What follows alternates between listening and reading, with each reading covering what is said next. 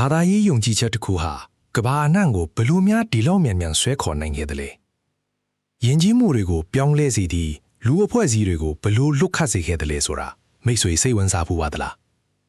ခရစ်ယာန်ဘာသာဘလို့ကမ္ဘာအနှံ့ပြန်ပွားခဲ့တယ်လေဆိုတာကိုဒီနေ့ကျွန်တော်တို့လေ့လာကြည့်ကြရအောင်1800ခုနှစ်မှာ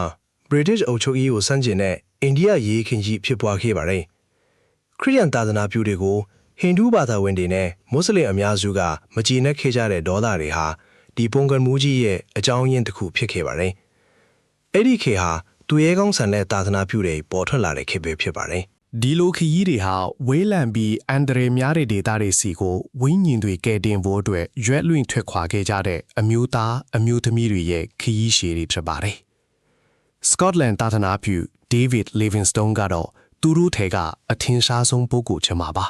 သူဟာအလဲပိုင်းအာဖရိကရဲ့နေရာတော်များစီကိုပထမဆုံးရောက်ရှိခဲ့တဲ့ယူရောပတိုက်သားတူဖြစ်ပါတယ်။နာမည်ကျော်ဗီတိုရီယာရေတန်းခွန်ကိုရှာဖွေတွေ့ရှိပြီးနာမည်ပေးခဲ့သူလည်းဖြစ်ပါတယ်။ဒါပေမဲ့သူ့တယောက်တည်းတော့မဟုတ်ပါဘူး။တခြားသာသနာပြုသူလည်းရှိပါသေးတယ်။အဒိုနီရမ်และအန်ဂျက်ဆန်ဇနီးမောင်နှံတို့ဟာ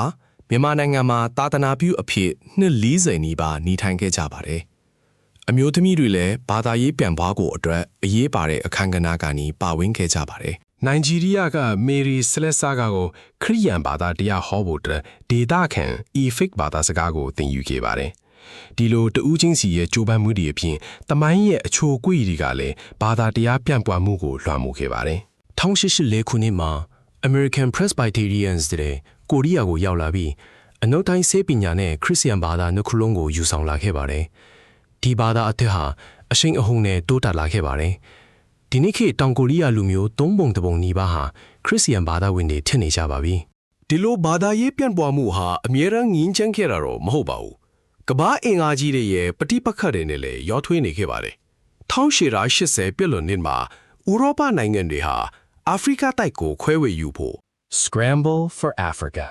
လို့ခေါ်တဲ့လှုပ်ရှားမှုကိုစတင်ခဲ့ပါတယ်။နောက်ဆုံးကျန်ရှိနေတဲ့လွတ်လပ်တဲ့အာဖရိကနိုင်ငံတွေကိုကိုလိုနီနယ်တွေအဖြစ်ခွဲဝေခဲ့ကြတာပါ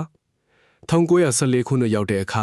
အာဖရိကတိုက်ရဲ့900ခန့်နှုန်းကိုသူတို့သိမ်းပိုက်ပြီးခရစ်ယာန်ဘာသာကိုပါတပါးတည်းယူဆောင်လာခဲ့ပါတယ်ခရစ်ယာန်ဘာသာဟာကမ္ဘာအနှံ့ဘလို့ပြန့်ပွားခဲ့တယ်ဆိုတာကိုကြည့်ရင်တဦးချင်းရဲ့ကိုကြိုးစွန်အနက်နာခတ်မှုတွေယဉ်ကျေးမှုဖလှယ်မှုတွေနဲ့ပရဝေနိုင်ငံရေးအင်အားကြီးတွေရဲ့ပူးပေါင်းပါဝင်မှုတွေကြောင့်ရှုပ်ထွေးတဲ့ဖြစ်စဉ်တစ်ခုဖြစ်ခဲ့ပါတယ်ဒီလိုတမိုင်းကြောင်းရဲ့အနက်ရှိုင်းဆုံးအလွာတွေကိုနားလည်ခြင်းဟာကျွန်တော်တို့ပတ်ဝန်းကျင်ကကမ္ဘာကြီးကိုပုံမသိရှိစေပါမှာ